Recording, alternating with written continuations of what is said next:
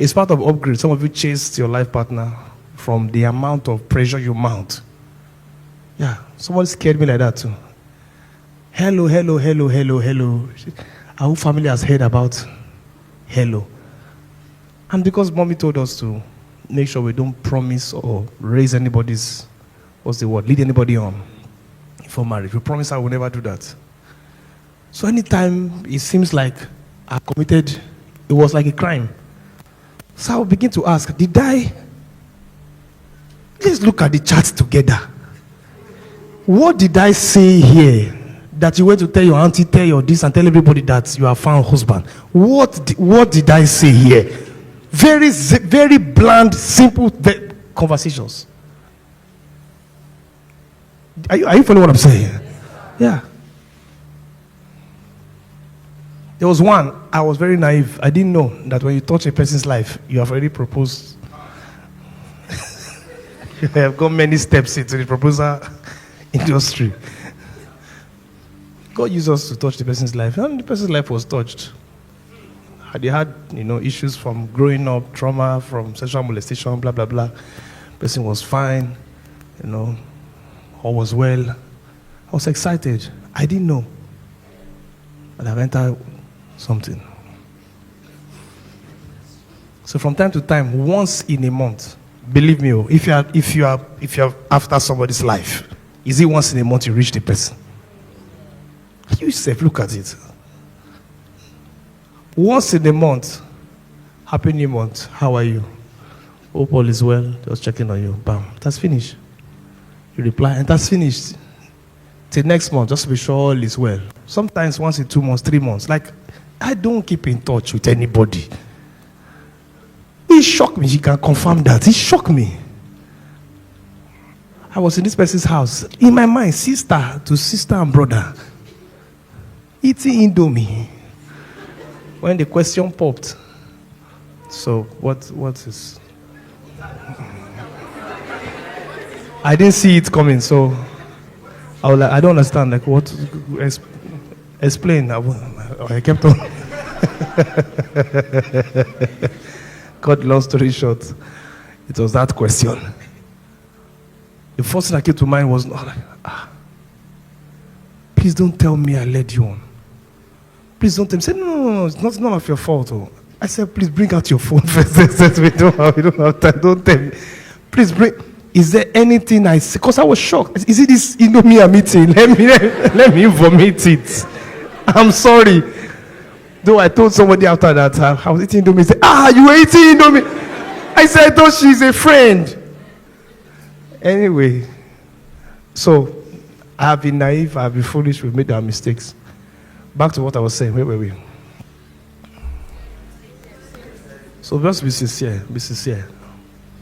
So I guess what I'm basically saying is that even when you are sincere, it's not like some things might not still happen that looks like you are not sincere, but be sincere. Because you can be a lady sincere and guys are thinking things, right? Because you are very lively, right? How are you? You didn't even call me. Is that how you used to do? The guy is thinking, oh my God, she's missing me. That's how she is. She said it to 10 people before she reached you. That was my challenge. And I was crushing on this person, and the person was never, saying it as bluntly as possible that nothing can ever happen. You send me a message, you write XO. XO, I had to ask someone, what's X and O? He says kiss and hugs. Yeah? She's kissing me and hugging me. Yeah, that's how. Just imagine that kind of young man. Also university, clueless. Wow. That means we're getting each other.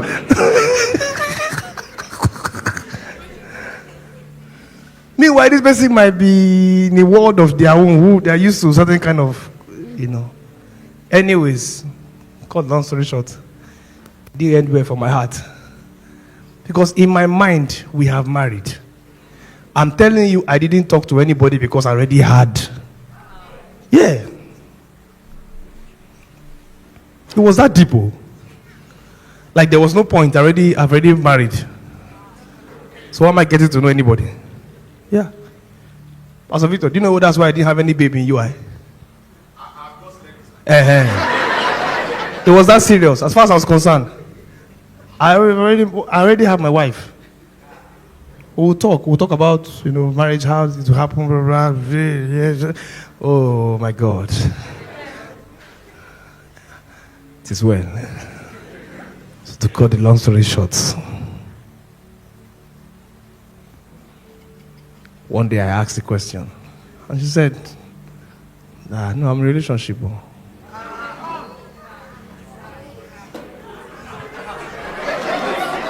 And I felt like, I hoped it was with Jesus, but it wasn't Jesus. And I felt like they have given me breakfast already. I have not entered relationship. I felt breakfast feeling. How did I know? How did I know it was breakfast? I was lying down on the bed and I began to feel pressure from my chest to my head. And I was used to power, anointing, pressure, so I just so I lay down on the bed. I lay down on the bed and I was trying to soak the power. It was painful. So I like why is this power paining me like this? I will swallow spit, it will be painful.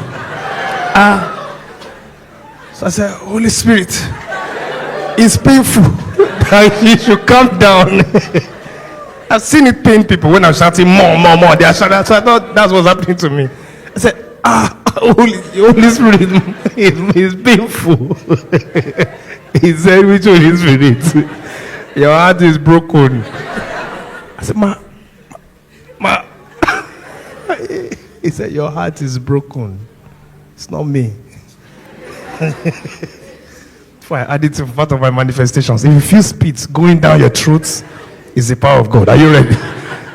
So, anyways, I knew that I was not ready.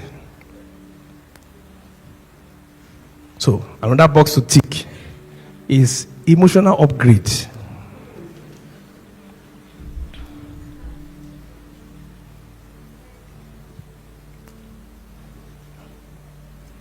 The way some of your lives shut down after heartbreak shows your heart is not ready. You are dealing with human beings. Man can fail you. That means all Satan needs to do is arrange a relationship and wreck your spiritual life. Why let a person have a place only God should have? Meanwhile, if God leaves you, you won't even know he has left. Oh, you are still cool. And it will pain you even when you know that, okay, he has left. When are you coming back?